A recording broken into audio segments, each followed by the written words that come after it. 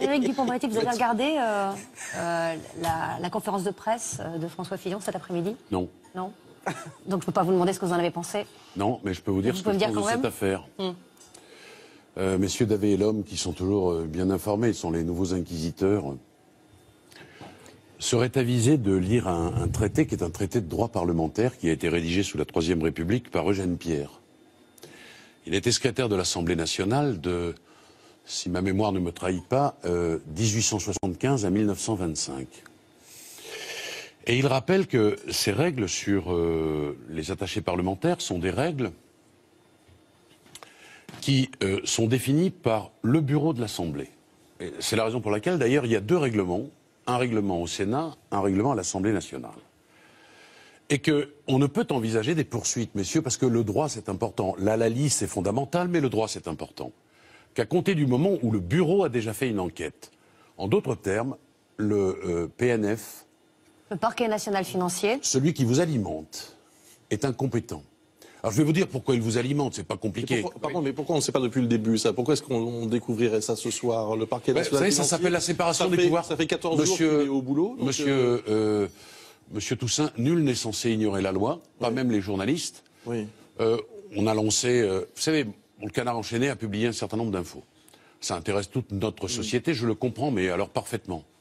Et puis on a dressé le bois de justice médiatique. Alors là, vous y allez fort. Hein, et puis cet homme, finalement, est condamné parce qu'on a même fait un sondage pour savoir, et moi je ne suis pas son avocat, s'il était convaincant. Et les sondés, naturellement, n'ont pas vu les pièces. Ils n'ont pas eu la chance de messieurs Davé et Lhomme. Alors je vais vous dire quelque chose sur les pièces. Ils peuvent les lire. Il n'y a pas d'avocats qui ont les pièces. À ce stade, il n'est pas mis en examen, il n'y a pas de mise en examen.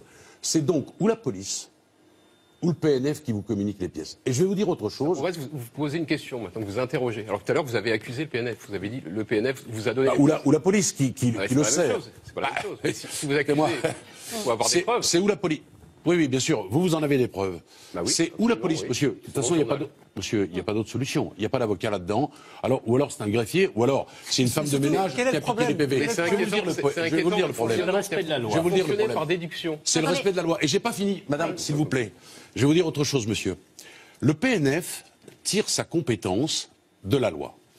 Et dans la loi, il est indiqué que les affaires médiatiques sont de la compétence du PNF. Autrement dit, le PNF ou la police qui sert le PNF alimente médiatiquement ces messieurs et alimente sa propre compétence. Moi, je vais vous dire... Maître Dupond-Moretti, vous accusez le PNF de violer le secret d'instruction et de l'enquête. J'ai l'impression... Attendez, on va pas faire un débat sur qui sont les sources. Un avocat qui est attaché aussi scrupuleusement... Mais laissez-moi parler déjà. Laissez-moi parler, je vous ai laissé parler. Je ne vous ai pas interrompu. Je vous ai pas interrompu. Laissez-moi répondre. Je vous dis que pour un avocat qui est attaché au respect des droits de la défense, vous accusez des personnes d'avoir violé, laissez-moi terminer, d'avoir violé le secret de l'enquête alors que vous n'avez aucune preuve, vous n'avez aucun élément. Donnez-moi des éléments. Qui a piqué les PV, monsieur. Ça c'est une question. On ne fait pas un débat sur l'origine, sur les sources du monde. C'est où la police ou le PNF? Non, on parle du fond, on parle effectivement de la responsabilité ou pas. Et le droit parlementaire et la séparation des pouvoirs dans notre pays, voyez-vous, ça vaut bien votre loi. Mais c'est vrai que ça fait une semaine que Julien Drey nous en a parlé et que Julien Drey a été d'une précision totale. Et que François Fillon ne s'en est pas saisi. Républicain.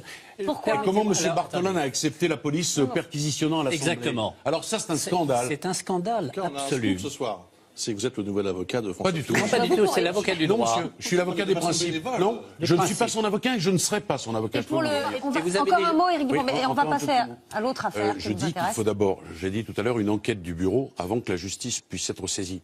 C'est tellement vrai d'ailleurs que ça fonctionne de la même façon à Strasbourg.